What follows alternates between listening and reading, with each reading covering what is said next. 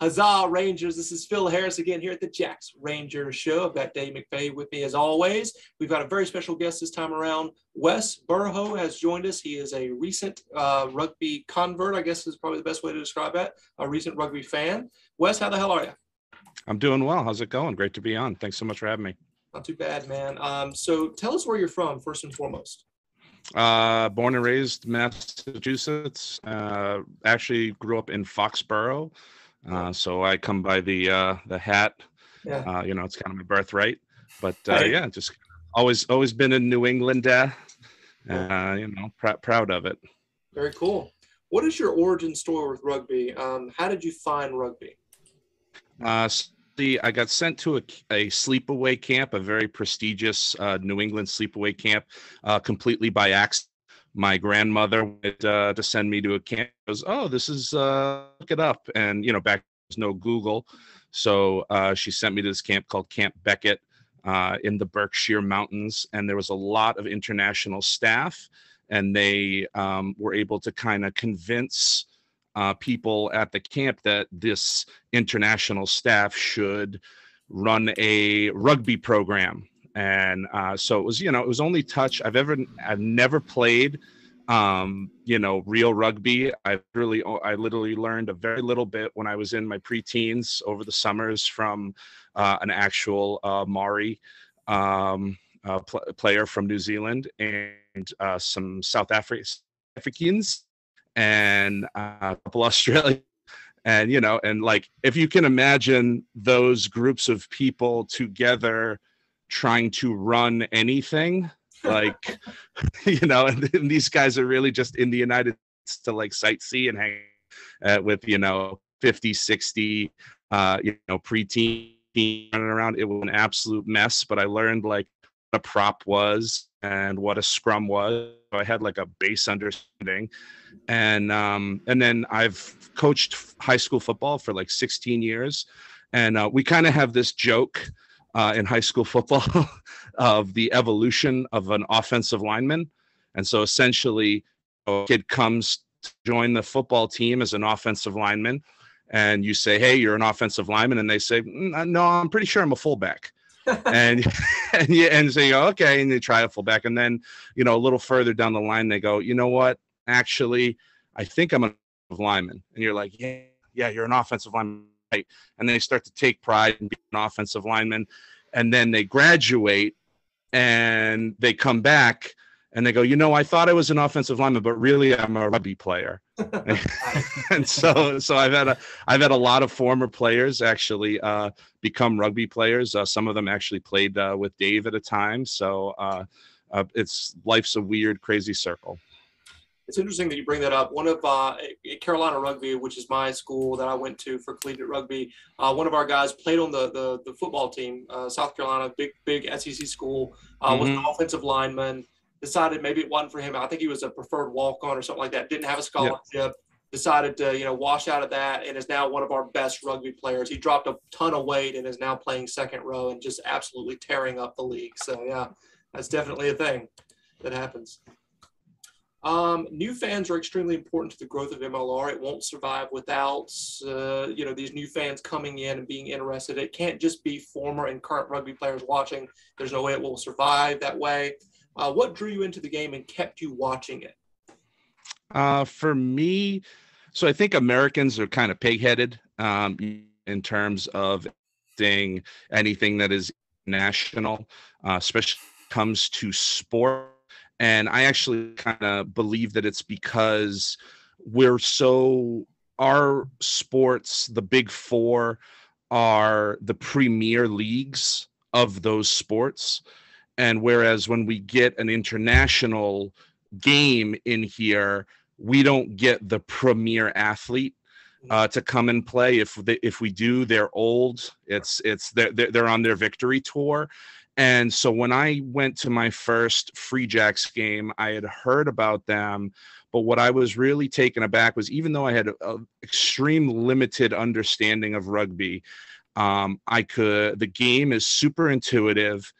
The speed of the game was at a high level, and I could even tell that while this is not the Premier League in Europe or New Zealand or wherever, this was still not amateur. This was not weekend warrior. Like, these guys were professional, and I think it has to do with the age of the guys that were out there. I mean, we're really watching younger guys trying to name for themselves, and I think ML has done a really great job. As I've got more and more into it, I see how they design their team so that if they want to move on, they can. And if they want to get noticed and get to those Premier Leagues, they can. And so, not to say that it's a development league, a showcase league. And all, again, as someone who doesn't know the game, it didn't look boring. Mm-hmm. It wasn't just smash it in line a bunch of times. There were so many set plays, so many thoughtful tactical maneuvers throughout the game that even someone who doesn't know the game can say, oh, that was very purposeful and that was very skillful. Yeah. And that kind of gets me excited for more. You know, when I can see the game behind the game, that gets me excited for more. And then lastly, you know, there's two things, and it's not like they would go together normally, but violence and atmosphere. And so, like, the game being violent I love that. I think everyone, like, you know, why do beautiful girls go to boxing matches? Like, because everyone wants to see people get their heads blown off. Like, they just they want to see blood. We want to see the gladiator, right? But then rugby has this totally different atmosphere of true camaraderie. I got yelled at for, you know, mocking a ref once by my good friend Dave. And I was like, oh, and like, it was a formative experience for me. 'Cause I'm like, oh, you know what? I'm the only a-hole who's doing that. And, you know, and like realizing that, like, this is the community. And, you know, after coming to 1, 2, 3 games, seeing the community of people, the different people at the game, how it feels. Like, I've gone to football games and felt uncomfortable even as a very large man. Yep. Due to the atmosphere.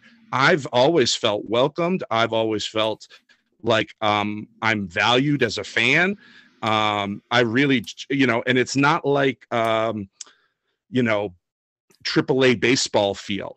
Like, it's not like, oh, you're here, we're going to have some dancing nonsense and some games so you can not pay attention to the boring game. It's truly like, thanks for coming, thanks for watching us, thanks for supporting us with your money. And it's a great feeling to feel a part of something and to look out on the field and see something that is like a true value. Mm-hmm. Like, oh, I'm actually getting my money's worth. These guys are playing. They're giving it their all, you know, so. I occasionally do chirp at the ref, but I will just say at the end, I respectfully disagree, sir. Oh yeah, something along those lines, and it makes it a little bit more rugby appropriate. So yeah, I'm a big fan of the sir with the question at the sir, sir. You know, yeah, that's great. Absolutely. So you're an American football coach. You're wearing the Patriots hat. You're born in Foxborough, I believe is what you said. What would your pitch to football fans be to give rugby a try? I mean, obviously, I've got my phone right here. I'm on a Discord of all, you know, college football fanatics. I always throw rugby in there, and they're completely closed off to it. So what would be your pitch? Because it's an international game, blah blah blah. You described the issues that people have, but what would your pitch be? First, get to a game. It's one thing to see it on TV. The other thing is that the game is intuitive. So once you're there, you know, it's pretty easy to understand what's going on, even if you don't know the basic mechanics of the game. Whereas if you're watching a football game, there's 180 rules and they're all confusing, and there's flags and whistles and stoppages and all these things. Whereas rugby is a go-go, which gets it, which you get like, oh, it's actually possession isn't as important as position, you know, and like some basic tactics, a lot easier to flow with and have excitement in the game.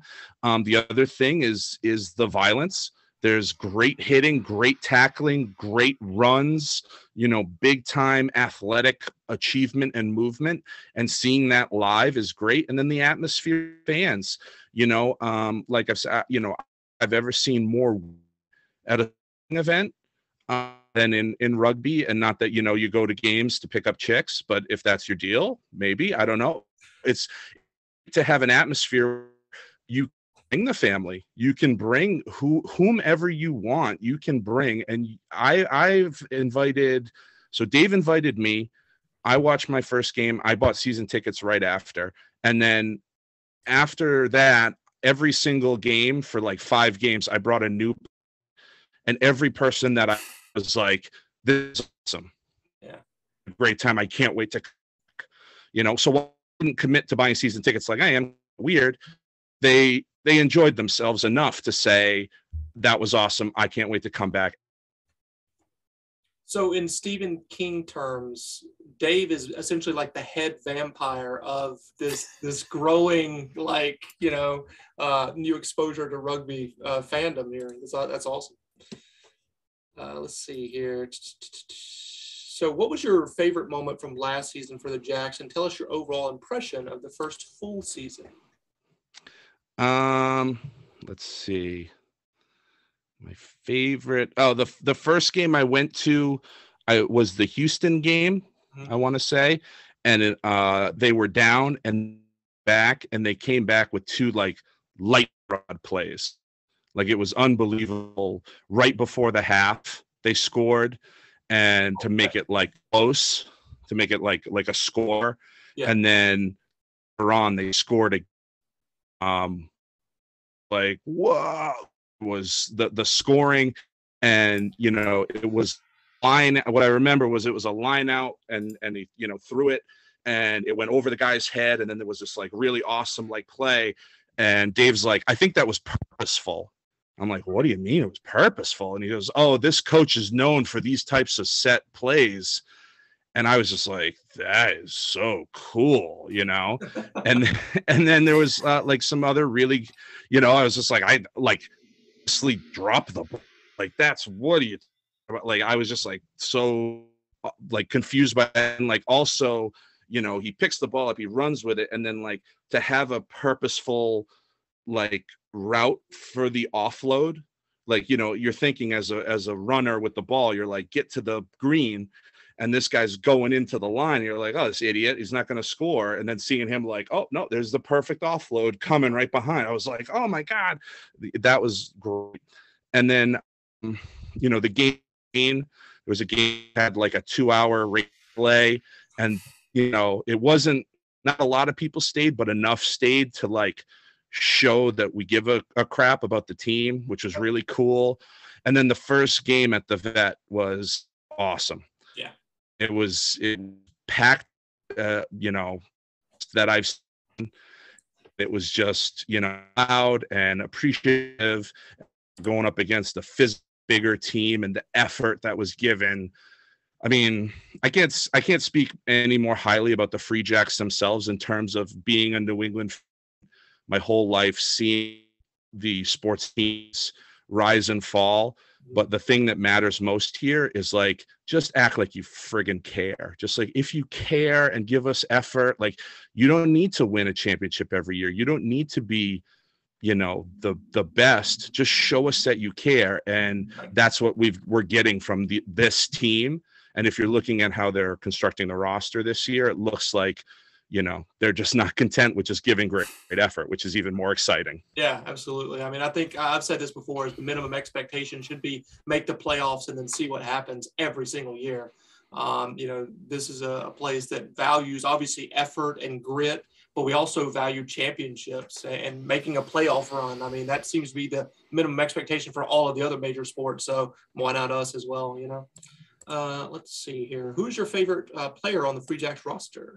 So sadly, even though I am ridiculously big and coach offensive line and defensive line, I love fast guys. I just love them.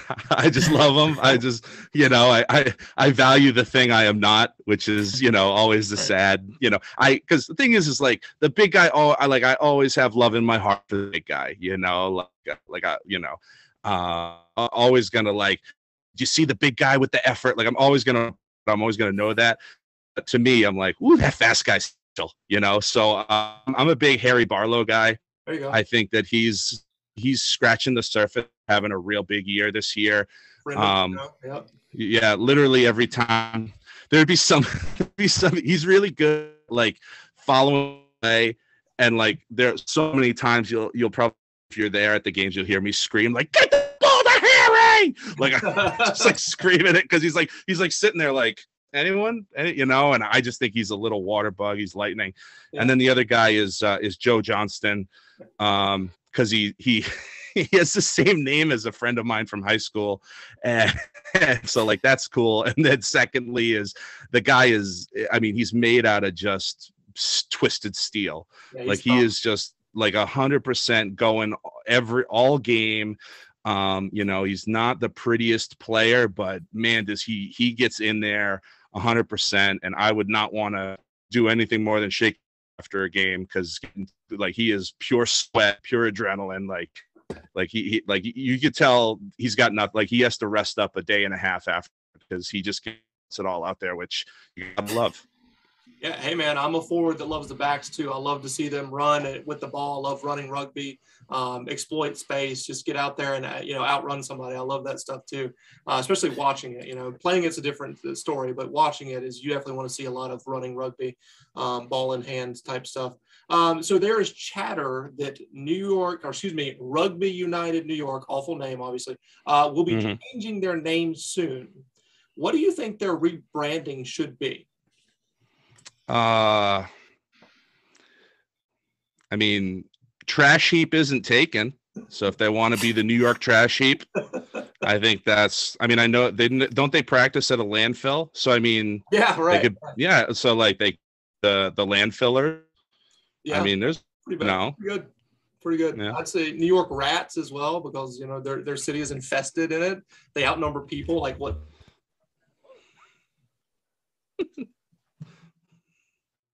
Nothing wrong with a rat, I just have to say. Yeah, we don't want to disrespect rats there. Right. No insult intent. I could reach up and get several pieces of rats memorabilia at hand, or like hold my hoodie up, I'd flash my tattoo. You guys hear me? Okay. Yeah. You're good. Yeah, so my green screen, it's finally happened, Dave. It just completely collapsed. So we'll just. It was only a matter of time. One of these days, it was devotion to Carolina and all the other sports in the background. So it's like the first couple episodes. You've got Boston stuff up there. You're good. Yeah, there's a Celtics pennant. There is, yeah, right there. Okay, so let's see here. Christmas is right around the corner. What is on your wish list as a Jacks fan? Fact is at the store. Sadly, I'm a little more bigger than a 3X. So, something big at the team store would be nice. I like the turn as a logo, but I wish it was more like Green Lantern style logo or some other, it's a little like old English styling. So maybe as they continue, what's cool is they're like upgrading and rebranding continually. I'm really excited about the new unis. I think they're going to a red color. At least that's my spidey sense, which I'm excited about. Oh, it doesn't seem like you're excited about. Yeah, I'm not a fan, man. Like, you're wearing a red hat right now.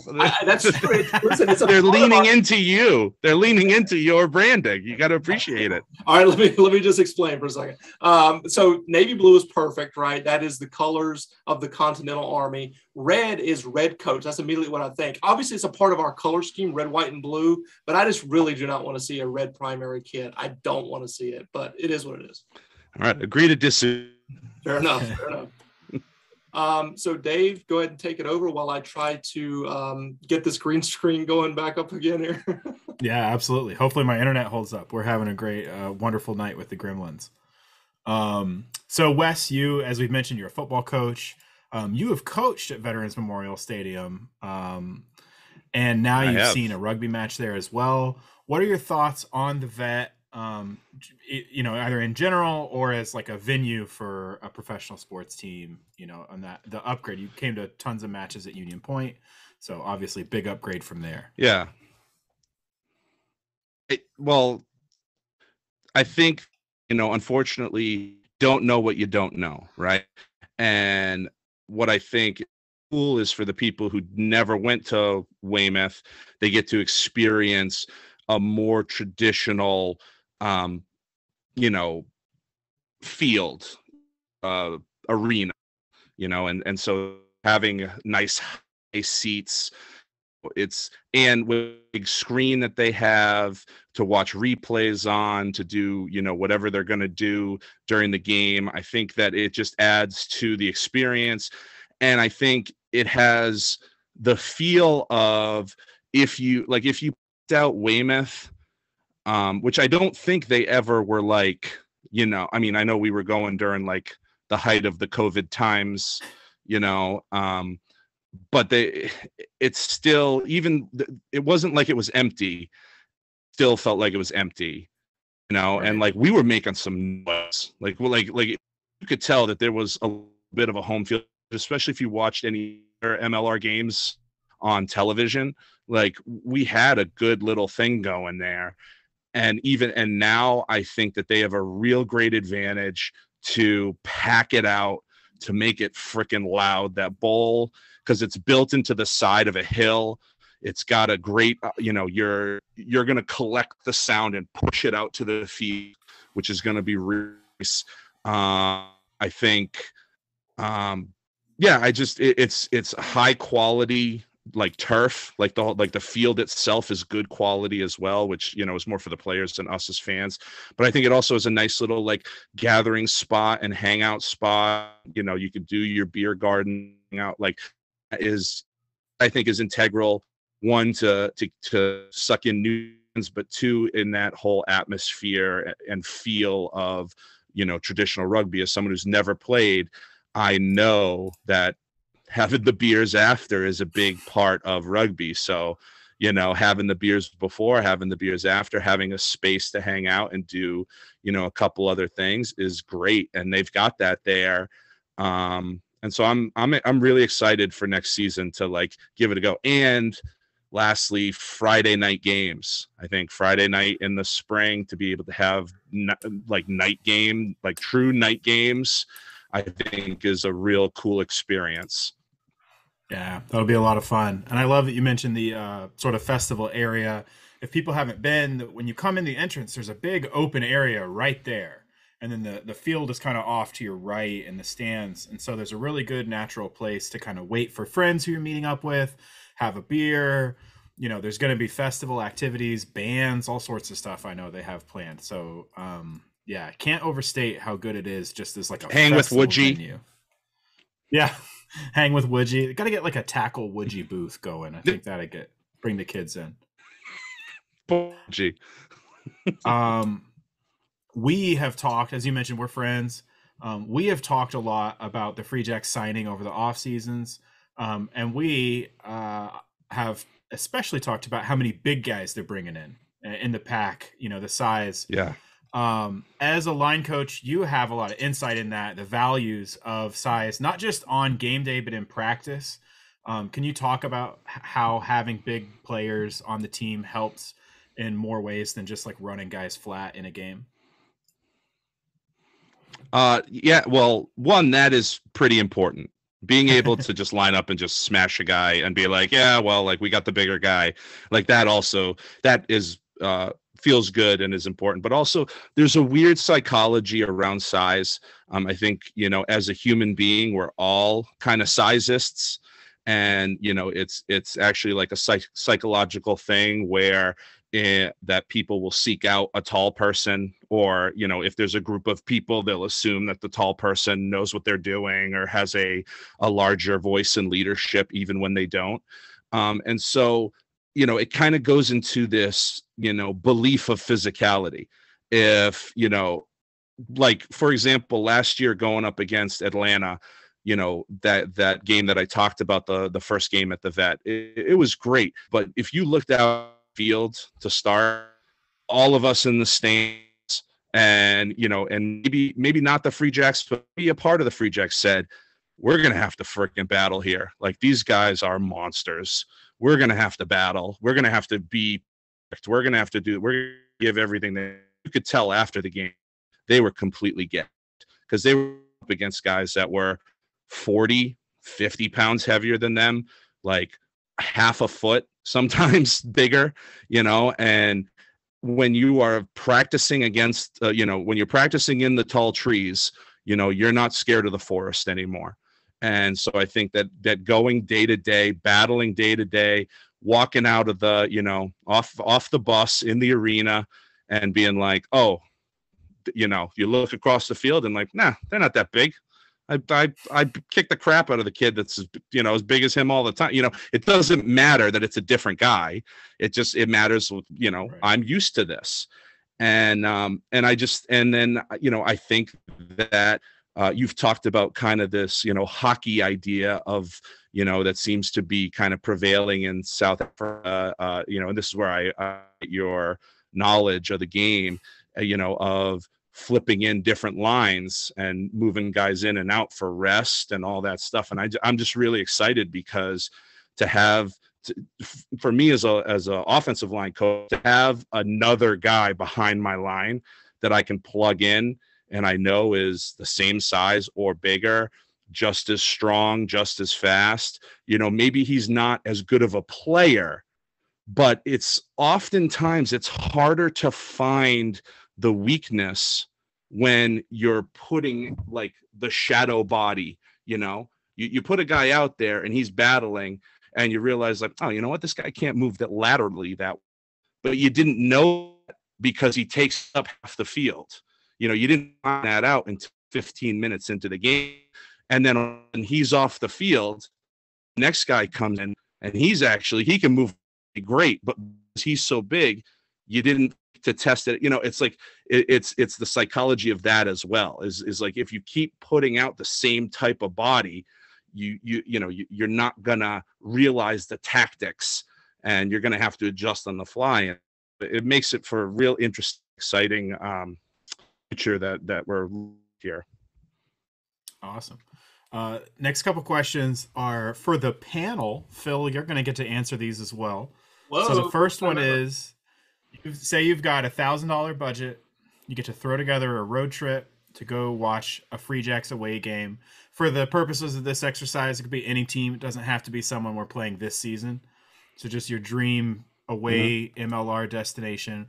What team and city are you going to pick and why? I think my dream one would be Houston because it says Rugby Specific Stadium. My girlfriend's best friend lives in Houston now.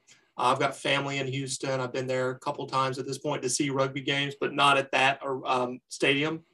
So, yeah, my Western Conference team is Houston, I guess. I mean, I'm not really supporting them, but if I had to choose, that would be them. So I think that would be amazing to go there.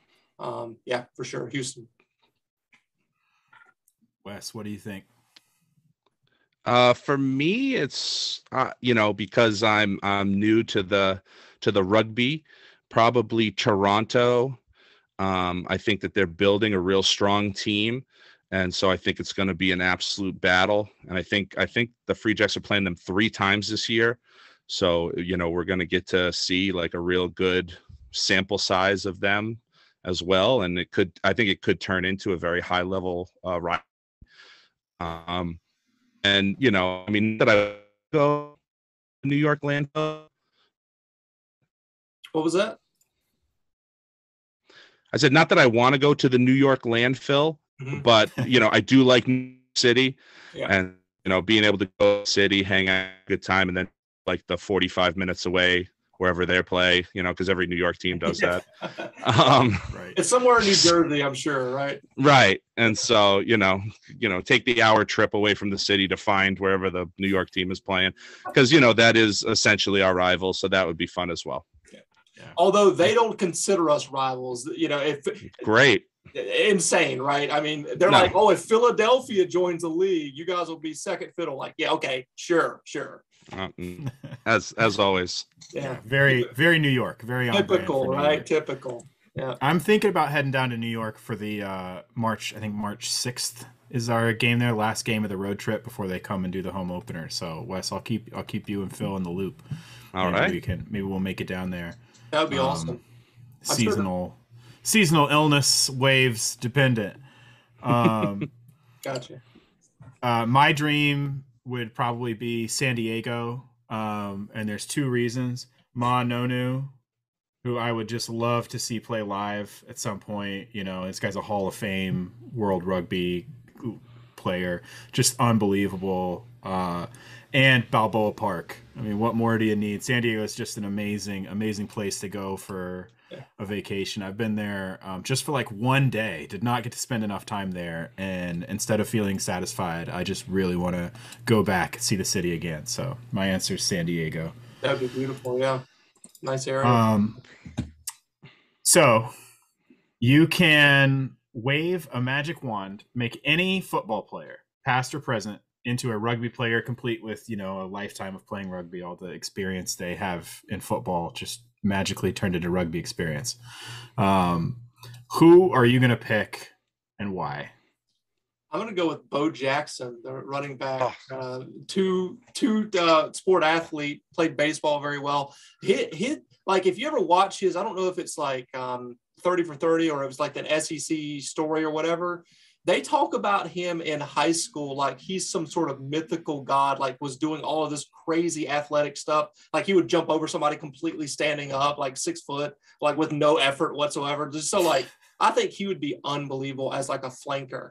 I think he would just tear this league apart. Yeah, you stole mine. Wow. Yeah, I was 6'1", 220 pounds. Yes. And he ran the 40 best of all time, 4.1340. Wow. Times, so yeah, that's wild. I did not know he had the all-time 40 record. That's pretty incredible. Him, but since him, I'll go into, you know, more reasons. He's great.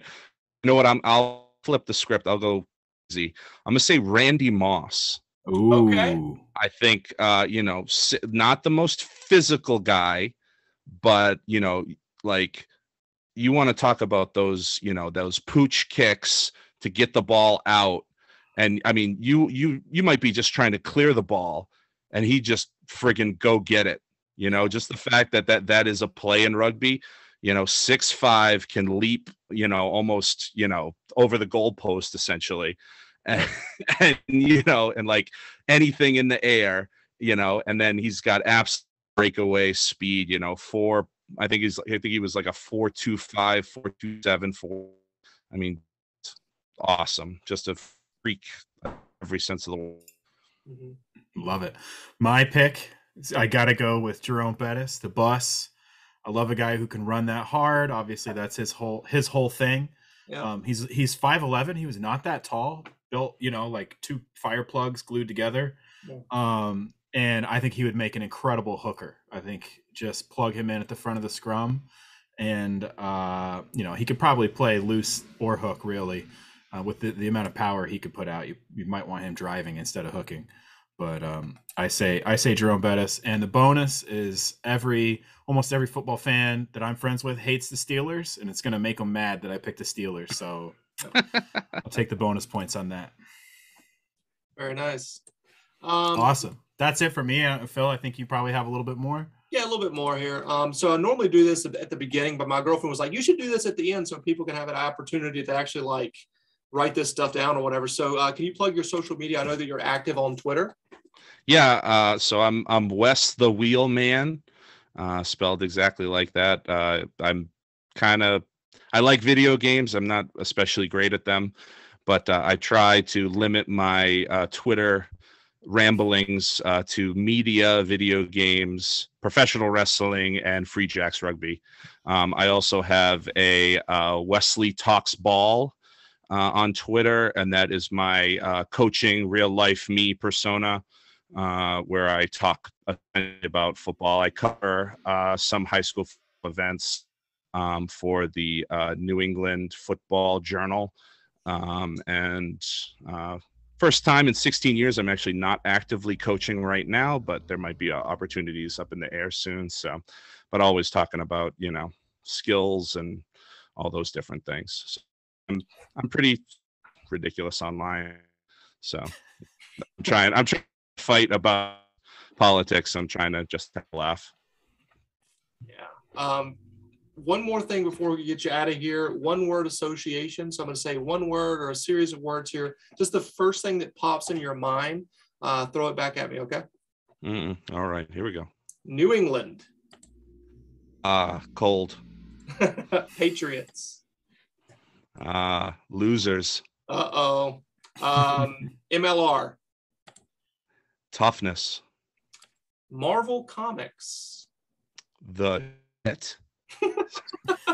Okay. Free Jacks. Great dollar value. Entertainment dollar is super high there. All right. So this little show, Jack's Rangers, is the last one for you. Jack Rangers is knowledgeable, entertainment, good humans. Appreciate that, man. Wow, look at that. Yeah, high compliments. I appreciate shining my badge over here. Yeah. Appreciate it, Wes. No worries. Yeah, I got every episode on Spotify. I break it down. It's hard for the weekly podcasts. That's why I got out of the game. But I respect the hell out of it, you guys, and I tune in for at least half the pod. It's definitely the interviews. You guys always grab the really great interviews. As someone who doesn't know the game especially well, it's great to kind of learn and see where people are coming from and the reasons why they're doing stuff. And you guys, I think what's part aside from your show in general is the questions that you ask, because they're not like, hey, it's so cool and you're so cool and what's it like to be cool? You're actually right. You're actually breaking stuff down and having what I call second level thinking within the game. And and that stuff really, I think, whether or not your listenership has been due to it makes it for a great show. Yeah. That's what I appreciate. That's very nice of you to say. We appreciate that. Absolutely. And thanks due to the Free Jacks organization. They've been amazing to work with, I think I could say. So sure. They make it a pleasure to try to grab those guys and talk to them. They've always been so kind. In the last minute here, I just want to let everybody know that this is the very last episode of season 1. So season 2 is going to pick up next month. Dave, we've got to talk more about this, but we're going to break down the positions, all of the new transactions that the team has made, maybe some major transactions for other teams as well. So guys, stick around here with the Jacks Rangers show. We're going to have season 2 coming out next month. So yeah, I mean, we got the preseason about to start, less than 50 days away from the season actually starting. So this is very exciting times, man, to be a Free Jack fan, a Ranger out there. And Wes, we appreciate you very much. We'll say one word to get you out of here. I think you know what it is. 3, 2, 1, huzzah! Huzzah!